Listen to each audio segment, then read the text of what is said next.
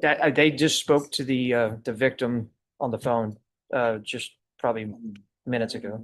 No, I'm just saying that to say he's being reasonable because the damage to an Oh, ignition yeah. column is more than that. That's what I would figure too, Judge. If you're going to the dealership for the damage to the That's just labor. column, oh no, that's time when you drive on the line, just for them looking at it. The hearing begins with a heated discussion over the cost of repairing a car's ignition column. The victim says $600 covers both stolen tools and the damage. But the judge and attorneys quickly point out, ignition repairs usually cost much more. This raises eyebrows right away. Is the victim being unusually reasonable, or is the damage being downplayed? What do you think? Is $600 fair for this kind of loss? Jesus, Arez Mendes.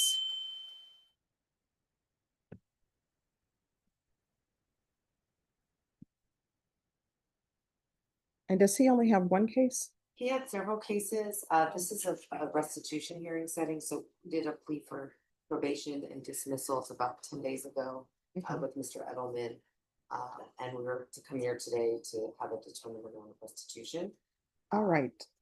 State, do you have an amount of restitution? Just as you were calling us up here, I did get a figure for the victim, I believe it's Milton Zorate, of $600. I just trying to confirm. I sorry, Judge, this is Andrew Edelman's case, but well, my understanding now, I just got to. Sorry, I'm reading off my phone. No problem. That's correct. It's $600 total to Duarte for all the cases. We learn the defendant's name, Jesus Arez Mendes. He recently accepted probation and dismissals for several cases. Now the only question left is restitution. The state confirms $600, and the defense accepts without hesitation. The quick agreement feels almost too easy. Should a case with multiple offenses wrap up so neatly with just one payment? Minutes ago. No, I'm just saying that to say he's being reasonable because the damage to an ignition column is more than that. That's what I would figure too, Judge. If you're going to the dealership for the damage to the That's just labor. column, oh no, that's time when you drive on the line, just for them looking at it. And you see all these shows where you try to negotiate the price down. They don't do that. Yeah. I tried the Oh, yeah. time, and they're like, there's nothing we can do. That's the labor. Yeah. The judge and attorneys circle back to the cost again. They stress that $600 is unusually low compared to dealership repair prices, where even a simple inspection racks up fees. Their casual jokes about negotiating car prices bring a moment of humor, but beneath the laughter, the tension is clear. Is justice being softened for Mendes, or is this simply about closing the case efficiently? Last name is spelled Duarte. All righty. All right. And then let me see. So has he completed his TAP evaluation? It sounds like he did. And he said outpatient treatment was recommended. All right. So probation, if he's completed all of his in custody evaluations, whatever the recommendations are for that, then he can be released.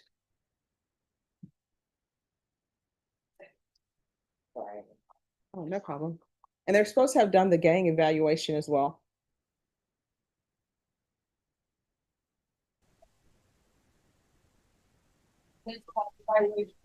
No recommendations. After evaluations, they completed the recommendations were basis of outpatient treatment under document minutes of first court meetings. It's also recommended to the MATS program. Okay. And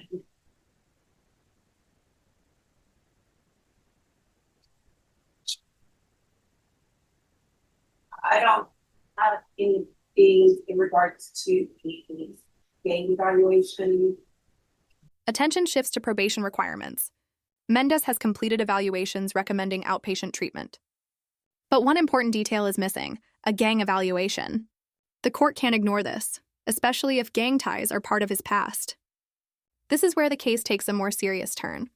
Should past affiliations define someone's present, or should the court only look at current behavior? Nice. All right, do you have any prior gang affiliation? I'm sorry, what? Do I have I'm any? not talking about right now. No, I don't, I'm not, that's my past. So my question is, do you have prior gang affiliation? Yes, ma'am. All right, so they probably still have you on the books as a gang member. So, Ms. Abrams, if you can make sure the gang evaluation is completed, what do you recommend? I'm sorry? I said, are we still holding the meeting?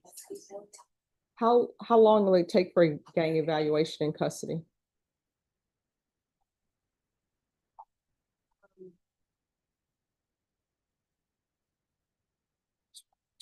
All right, so here's the. All right, she's gonna reach out to the manager. Let me explain something to you. One, they're gonna recommend that you're on gang supervision. Gang supervision, Deputy Laura says, is not as intense as my probation. So you can wait in custody for the gang evaluation. Is gonna say gang supervision, and you're gonna be placed on it. Or what's gonna end up happening is probation is gonna come knocking on your door at any time per week till the evaluation is completed. Now, if you're under gang supervision, they don't come see you weekly. But if I believe that you have gang affiliation, then probation, when they do field visits, they're going to come knocking on your door weekly at any time. And they'll do it once a week.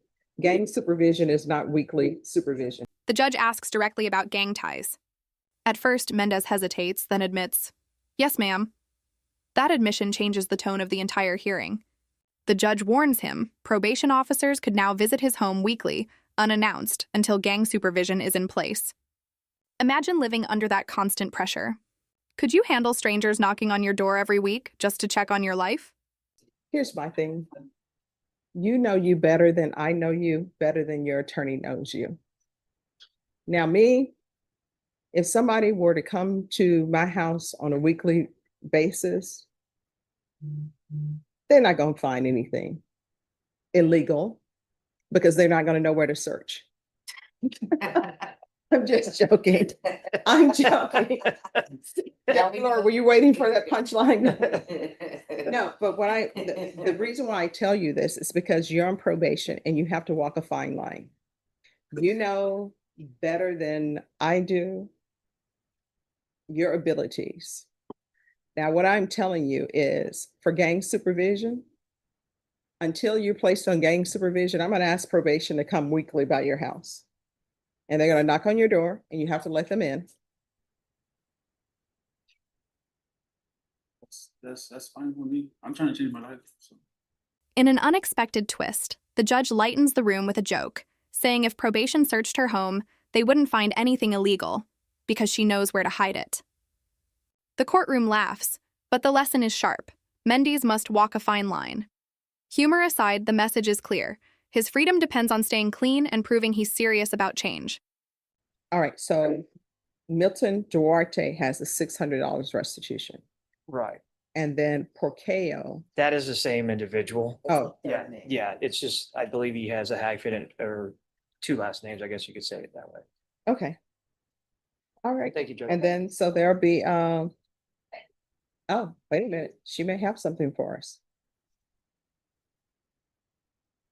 So, Mr. Arez Mendes, I have to make sure that everybody is on a straight and narrow when they're under probation with me.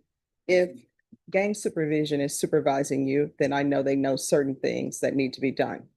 But I can't send you out in the world without supervision, intensive supervision, knowing that you have prior gang affiliation. That is something I won't do.